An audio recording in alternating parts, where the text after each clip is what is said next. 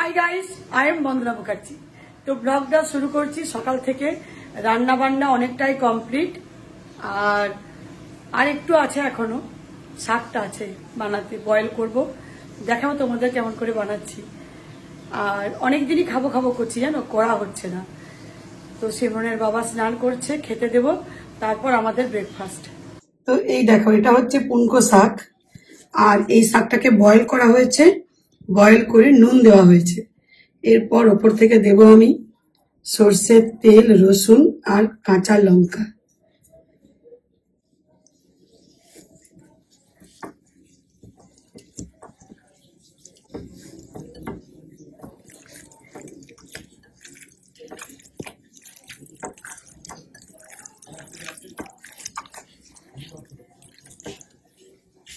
তো সকালে আজকে ব্রেকফাস্ট হচ্ছে চিড়ের পোলাও, রিফাইন্ড অয়েল দিয়ে গোটা সর্ষের দানা, কারি পাতা, তারপর দিয়ে দিয়েছি আলু ফুলকপি, একেবারে ঝিরিঝিরি কাটা ছোট ছোট করে।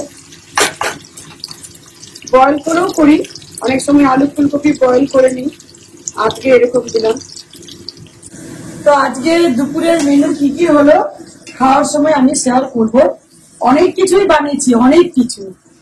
আজকে নতুন যে সিজনের সজনে ফুল, আজকে ফার্স্ট টাইম বানালাম, শেয়ার করতে পারলাম না, এত কিছু করতে হয় না।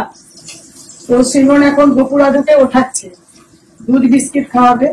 তো চলো, এটা আমি বানিয়ে আসছি। তো দেখো, আমি কথা বলতে বলতে ফুলকপি, আলু, হলুদ, নুন দিয়েছি, আর টমেটো দিয়েছি, কাঁচা লঙ্কা দিয়েছি, আর আদা দিয়েছি, আদা কোচানো। এবারে দিয়ে দিচ্ছি আমি কড়াইতে। এখন চিড়ের পোলাও না এই শীতকালে দারুণ খেতে লাগে। আর চিড়েরা তো আমি আগের থেকে জলে সোক করে রেখেছি, পুরো একেবারে ছেঁকে উঠিয়ে নিয়ে ঝরঝরে করে রেখেছি। তো এই দেখো চিড়েটা, এটা হচ্ছে একটু শক্ত চিড়ে, মানে সেই একটা পাতলা চিড়ে পাওয়া যায়, আর একটা একটু শক্ত শক্ত টাইপের চিড়েটা। ওই শক্ত চিড়েটা নিয়েছি, পোলাওয়ের জন্য না এই শক্ত চিড়ে ভালো।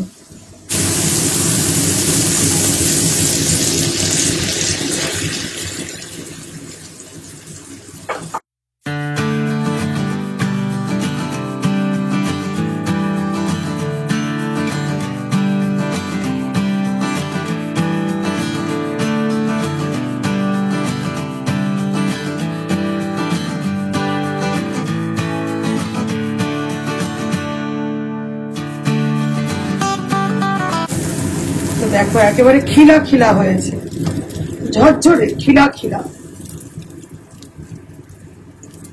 দেখা একটা একটা দানা বোনা যাবে। এই চিড়েটাই সালুর বাবা নিয়ে আসে। দেখো, সালুর বাবা বললাম, এটা বাড়িতে বলি সিমরানের বাবা, সালুর বাবা নিয়ে এসেছে। ঝরঝরে এই শক্ত দানা চিড়েটা ভীষণ ভালো হয়।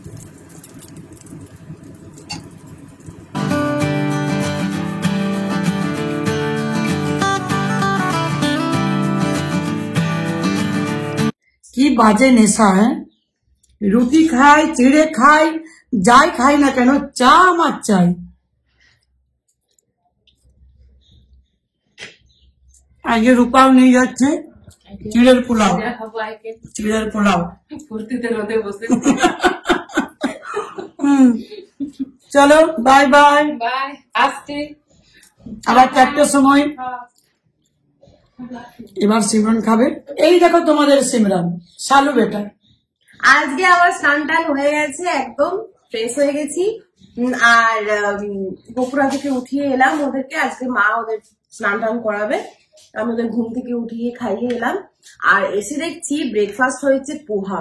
এই শীতকালে পোহা না ভীষণ ভালো লাগে, ঝাল ঝাল পোহা, দারুণ দুর্দান্ত। আর আজকে দারুণ হয়েছে।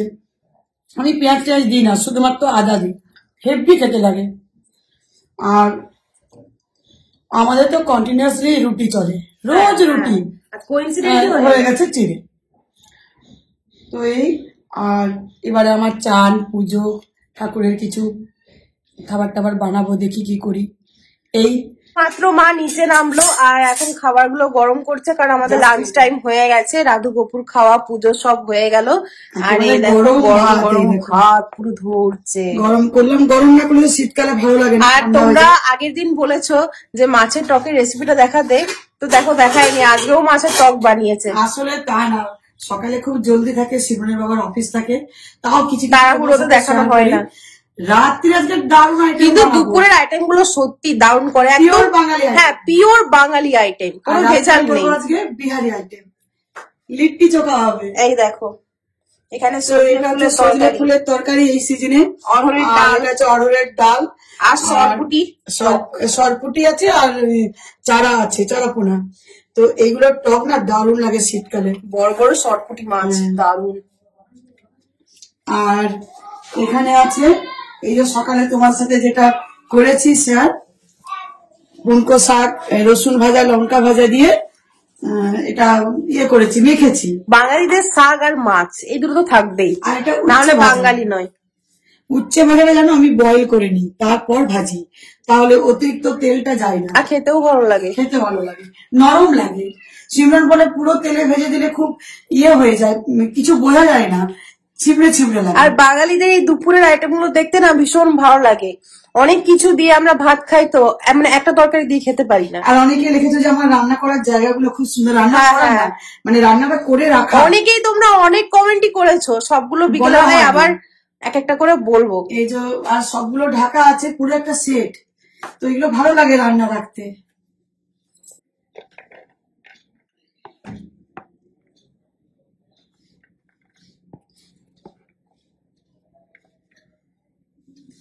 কালকে যে ব্লগটা আমরা পাবলিশ করেছি তাতে একটা কমেন্ট এসেছে, এই মাত্রই এলো, ওটা আমি পড়ছিলাম, যে তোমরা এত জামা কাপড় কোথায় রাখো, মানে এত তোমরা তোমাদের দেখি জামা কাপড় তোমরা রিপিট করো না, তো এত জামা কাপড় কোথায় রাখো। তো এইটা নিয়েই আমাদের বাড়িতেও টেনশন, এত যে জামা কাপড় কোথায় রাখবো। কোনো মতে মা ওগুলোকে রাখে, গোছ ভালো হলে ওগুলোকে ভালো ভালো গোছ করে করে রাখে, অর্গানাইজ করে সবকিছুই রাখে, কিন্তু রাখার ভীষণ সমস্যা, মানে যত কিছুই নিচ্ছে সেগুলো আমাদের কম হয়ে আছে। এত জামা কাপড় হলে যা কিছু বানাচ্ছি, মানে বাড়িতে যা কিছুই করছি, যা কিছুই কিনছি, সবগুলো মানে এত জামা কাপড় ধরাচ্ছে না, এরকম ব্যাপার। আর বের করে দিয়ে যেগুলো তোমার মানে যেগুলো 3-4 বার পরেছি মাত্র, সেগুলো এত জামা কাপড় হয়ে গেছে, হ্যাঁ এরকম পরেছি, সঙ্গে সঙ্গে দিয়ে দিই সেগুলো, কারণ নতুন নতুন জামা কাপড় আসছে, এরপর যেগুলো হয়তো 1 মাস পরেছি কি তারও কম পরেছি, সেগুলো দিয়ে দিতে হয় আমাদের। এত রাখবো কোথায়, এত রাখলে তো আর মানে আমরা জায়গা পাচ্ছি না, এরকম অবস্থা হয়ে গেছে আমাদের। আর যেটাই ভালো লাগছে, নতুনত্ব উঠছে, সেটাই নেওয়া হয়ে যাচ্ছে, বলছি যে নেবো না ঠিক নেওয়া হয়ে যাচ্ছে, কিচ্ছু করার নেই। তো এরকম অসুবিধা হয়ে গেছে যে কি করবো এই জামা কাপড়গুলো নিয়ে। সত্যি আমরা তো ভাবছিলাম তোমাদের কাছে হেল্প চাইবো, যে তোমরা কিছু মানে আমাদেরকে বলো আমরা কি করবো, কিভাবে সলিউশন দাও, কিভাবে রাখবো। আর তোমরাই দেখছি উল্টো আমাদের কমেন্ট করছে যে কিভাবে আন্টি রাখে জামা কাপড়গুলো এত, এই হচ্ছে ব্যাপার। আর একজন কমেন্ট করেছো যে এত যে তোমরা টিপটপ এত ক্লিন কিভাবে মেনটেন করো, এটার উপর একটা টিপস দিতে বা বলতে, মাকে বলতে বলেছো, তো এটা মা তোমাদের বলবে। হ্যাঁ এটা রাখাটা সহজ, কারণ নিজে পরিষ্কার হতে হবে, টিপটপ হতে হবে, তবেই তুমি ঘর দুয়ার নিজেকে রাখতে পারবে, এটা তো সহজ জিনিস। কিন্তু এই জামা কাপড়টা সত্যি ওটা আমরাও আর মানে পেরে উঠছে না, এরকম একটা ব্যাপার। নতুন আনলেই চিন্তা হচ্ছে যেটা কোথায় রাখবো বাড়িতে। কথা বলতেই না বলতে মায়ের খাবার বাড়া হয়ে গেছে, কি সুন্দর করে দিয়েছে দেখো, এটাও কিন্তু একটা আর্ট, সবকিছুই হচ্ছে আর্ট। এটাও যদি ভাবো না ভালো করে দেবো, এটা একটা আর্ট, কারণ ভালো করে দিলে তবে খাওয়ার ইচ্ছেটা বেড়ে যায়। দারুণ লাগছে দেখতে, আজকে অনেক রকমের পদ হয়েছে, তোমার তো বলেই দিয়েছি, দারুণ। ওই শাকটা খেয়ে বলবো কেমন হয়েছে, অবশ্যই বলবো পরে না। হ্যাঁ এই দেখো লঙ্কা আছে, তাও লঙ্কা নিচ্ছি আমি, কাঁচা লঙ্কা ভালোই খাই আমি। এরপর এখান থেকে শাকটা নিলাম, হাতে দিলাম, দাঁড়া একটু দেখাই, দেখো দেখো এরকম করে মাখাই, এরকম করে আর ব্যাস। আচ্ছা আচ্ছা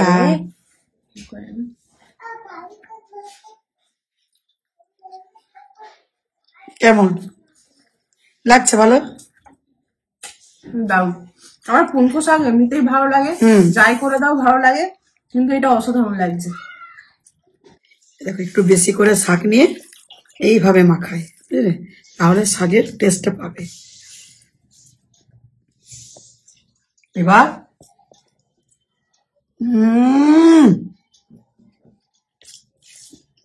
মুখে নেবার মাত্রই ভালো লাগছে, চিবিয়ে খেতে হবে না। ও অসাধারণ লাগছে গো। তো এই দেখো চা খাওয়ার পর বেগুন পোড়া টমেটো পোড়া হবে। দুটো বেগুন পোড়ানো হয়ে গেল, কেননা বেগুন পোড়াবার পর তো কমে যায়। আর একটা টমেটো দিয়েছি, কিন্তু বেগুন পোড়াবার সময় ভালো করে দেখে নিতে হয়, 2 ফালা বা 4 ফালা করে নিতে হয়। আমি এখানে দেখো 2 ফালা করে দিয়েছি। অনেক সময় 4 ফালা করি, যদি অনেক বড় বেগুন থাকে তাহলে বোঝা যাবে। পোকা টোকা থাকলে মানে হয়ে যায়, দেখা যায়। আর পোড়াবার পরও ভালো করে খোসাটা ছাড়িয়ে চেপে চেপে দেখে নিই ভেতরে কোনো পোকা আছে কিনা। তো এই দেখো বিকেলের চা ফুটছে, গরম চা। চলো এটাকে খাওয়া যায়। তো চা নিয়ে বসে পড়লাম। আজকে সিমরান ওয়াক করতে গিয়েছিল, আজকে নিয়ে এলো পুনকো শাক। আর মা, হ্যাঁ বলবো না এখন যে কি মাছ এনেছি, ব্লগে দেখতে পাবে, কালকে দেখতে পাবে যে কি মাছ। যদিও মনে হচ্ছে একটু দরদার কম করছে, মানে করছে না, তো সম্ভব না, এই সবে করছে, মন যাচ্ছে, ইচ্ছে যাচ্ছে না, করবে না বলেই দিয়েছে, যা বলবে তাই দিব। 400 টাকা কেজি, তো বলছে হ্যাঁ 400 টাকা কেজি। বলবে না ওটা যে 300 করো, কি হয়তো 500 টাকা কিলো। না বললেও করে না, বললেও করে না, বলছি বললেও করে না, না বলছে না না হবে না হবে না, আর কি করবো দিয়ে। আসলে মজা লাগছে করতে, একটু ভালো লাগছে। আমিও ভালোবাসতাম খুব, আমিও সবজি বাজার করতে না ভীষণ ভালোবাসি। সবজি মাছ এগুলো করতে আমার বিরাট পছন্দের জিনিস। মনে হয় কেউ যাচ্ছে তো আমি চলে যাই। হ্যাঁ, আমার সবজি বাজার থেকে আমার মাছ কিনতে বেশি ভালো লাগে। মাছটা আমার খুবই ভালো লাগে, মাছ খেতেও ভালো লাগে, মাছ কিনতেও ভালো লাগে, সবজি বাজারের থেকেও বেশি ভালো লাগে। আমাদের কিন্তু মাছ প্রিয়, হ্যাঁ মাছ খেতে ভীষণ ভালোবাসি। মাছ আমাদের রোজ যায়, ছোট বড় যা কিছু হোক, বড় মাছটাই বেশি খাই, আর সামুদ্রিক মাছটাও বেশি খাই। তো বড় মাছ কাতলা মাছটা খুব ভালো লাগে, বেশ বড় সাইজের। ভেটকি মাছও ছিল, এটা মায়ের খুব পছন্দ ভেটকি। হ্যাঁ ভেটকি আমার পছন্দ, কিন্তু ভেটকিটা আমি নি আজকে সিমরান ভেটকি খাই না বলে, সিমরান খাই না ভেটকি। তো আজকে যেটা নিয়ে এসছে তোমরা না আমার কালকে রান্নাতে দেখবে। ওর বাবা নিয়ে এসছে এঁচড়, আর সবজি তো বুঝতেই পারছো কি কি হবে, কেননা ঠিক করাই থাকে। চাটা দারুণ হয়েছিল, খুব সুন্দর হয়েছিল চাটা, মনে হচ্ছে আরেক কাপ খাই। চাটা সত্যি আজ খুব ভালো হয়েছে। আমি একটু বেশি ফোটাই, আর রূপা যখন বানিয়ে দেয় না একটু কম ফোটাই, বাট এক একদিন ওরটাও ভীষণ ভালো হয়। আর আমার রোজ ভালো হয়, তার কারণ হচ্ছে আমি চাটা বেশ মন দিয়ে বানাই। তো এই হচ্ছে ব্যাপার। আবার চলো যখন মা বানাবে লিট্টি চোখা তখন আবার তোমাদের সাথে শেয়ার করবো। আর চোখা তো তোমরা জানো, যেটা হচ্ছে বেগুন টমেটো একটা চোখা আলু দিয়ে, ওটা তো সবাই জানো। লিট্টিটা একটু মানে যে জানো না আমি কি প্রসেসে করি। হ্যাঁ, আর লিট্টি আরেকটা এমন জিনিস যেটা সামারে হয় না, যেটা সবসময় আমরা বানিয়ে খেতে পারবো না, যেটা কিন্তু শীতকালেই বেশিরভাগ হয়, আর শীতকালে খেতে সেটা ভালো না। এত গরম জিনিসটা না, মানে এটা শীতকালেই খাওয়ার মতো। তো এই আর কি, সবসময় তো হয় না এই জিনিসটা, এই জন্য। দেখো বেগুনটা না পোড়াবার পর ভালো করে দেখে নিয়েছি, পরিষ্কার একেবারে বেগুনটা।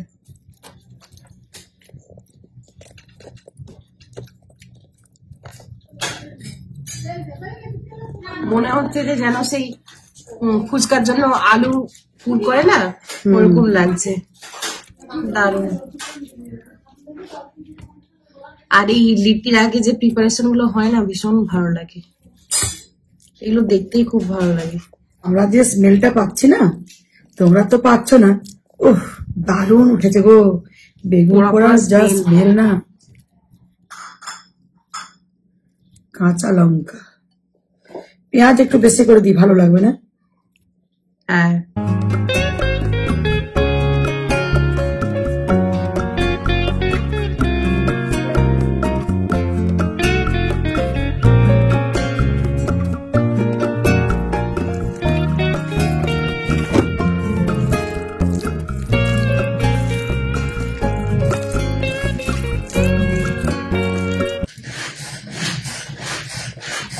টানাটানি চলছে, একদিকে চটকানো চলছে, কি চলছে দেখো, মনে হচ্ছে যেন কোনো যুদ্ধ চলছে। মা তোমাদের দেখাবে যে যে স্টাফিংটা করছে লিটির জন্য ওটাতে কি কি দিচ্ছে। তো এই যে যেটা করেছিল ওই জারজ লেবু লঙ্কা, আর এই লঙ্কাটা আমি আবার রিসেন্ট দিয়েছি 2 দিন আগে। হ্যাঁ আর ওটারই দেখছো কি কালার হয়েছে, ওটারই রসটা দিচ্ছে, দেখো দারুণ লাগে। তাহলে এক্সট্রা করে পাতি লেবু দেওয়ার দরকার নেই। এটা বানিয়েছিল লেমন পিকল, ওটা দিচ্ছে। লেবুর আচার, লেবুর মশলা আচার, এই মশলাটার জন্যই দিচ্ছি। আর দিয়ে দিচ্ছে বেসন। বেসন না, এটা সত্তু। এটা হচ্ছে সত্তু, একটু কাঁচা সরষের তেল।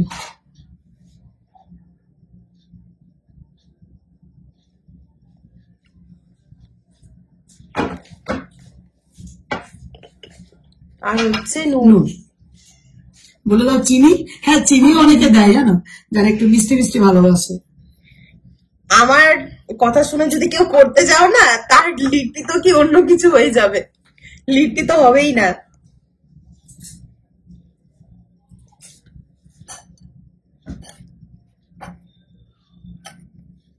তো এরপর দিচ্ছে, এটা হচ্ছে হিং, আসফইডিরা। আর এরপর হচ্ছে অল্প জিরে। জিরে, তারপর হচ্ছে আজওয়াইন দেবে এরপর।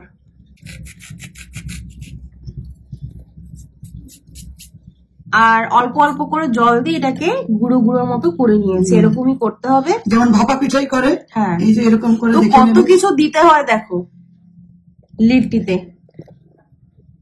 ভাপা পিঠাতে ঠিক এরকমই করা হয় জানো, যাতে এরকম মুঠি করলে এরকম পাকানো যায়। তো গপুকে সরেন দেওয়া হলো, আর এবারে এগুলো বানাবো। লিট্টি স্টাফিংটা না খেতে দারুণ হয়েছে, একটু টেস্ট করে দেখলাম, দারুণ হয়েছে, লিট্টিটাও ভালো হবে।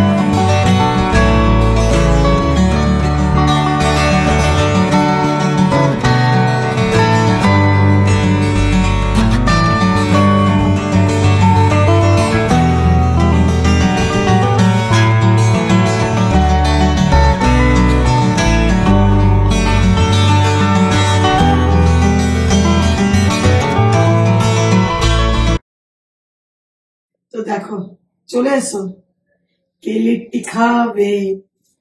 এটা যদি ক্যাচটা না হতো না, নিচে একদম হয়ে যেত, তাহলে আবার কাট হতো। আবার টেক নাম্বার 2, ওটা নেওয়া যেত না, না নিচে পড়লে তো আমি নেবো না।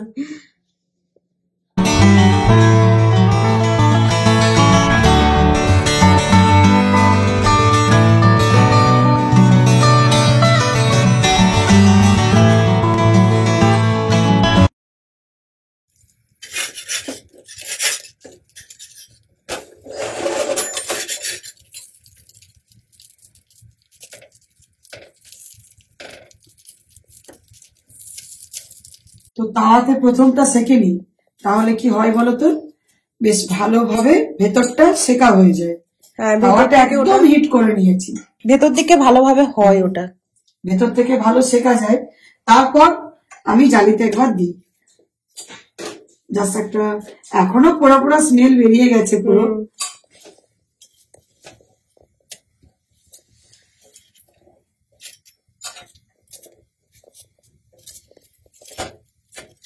বলে যদি গরমকালে কেউ লিট্টি করতে বলে, তাহলে তো একেবারে চুল ছিঁড়তে হবে মাথা, পুরো মনে হচ্ছে হিটার চলছে।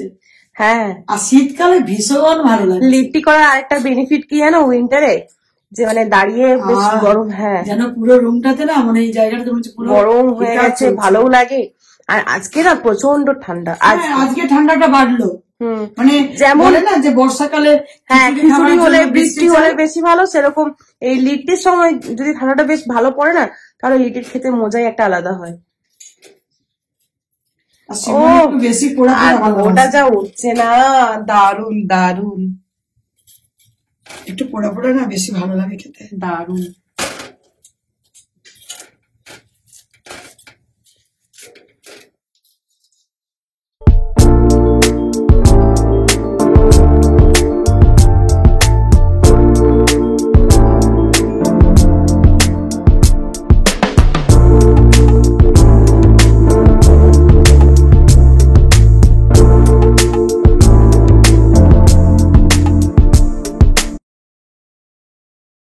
পাচ্ছ স্মেল? রেডি হয়ে গেছে, ওই জন্য এটা পড়ে গেল, জানিয়ে দিল যে আমরা হয়ে গেছি, আর থাকবো না এরপর। চলো বন্ধ করে দিই। অসাধারণ।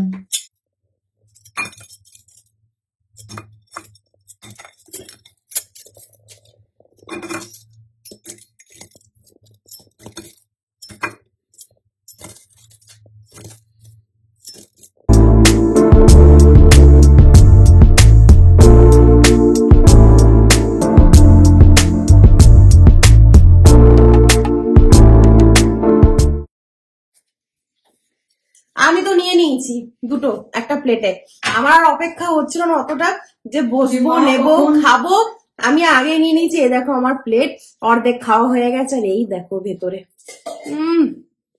দারুন চোখার সাথে খাচ্ছে এই লিট্টি। এই হচ্ছে চোখা, হলো লিট্টি চোখা। কেমন হয়েছে টেস্ট করে বলে দাও। দারুন দারুন, খুবই সুন্দর খেতে হয়েছে, খুব সুন্দর। আমি খেয়েছি সিমরানের সাথে অল্প।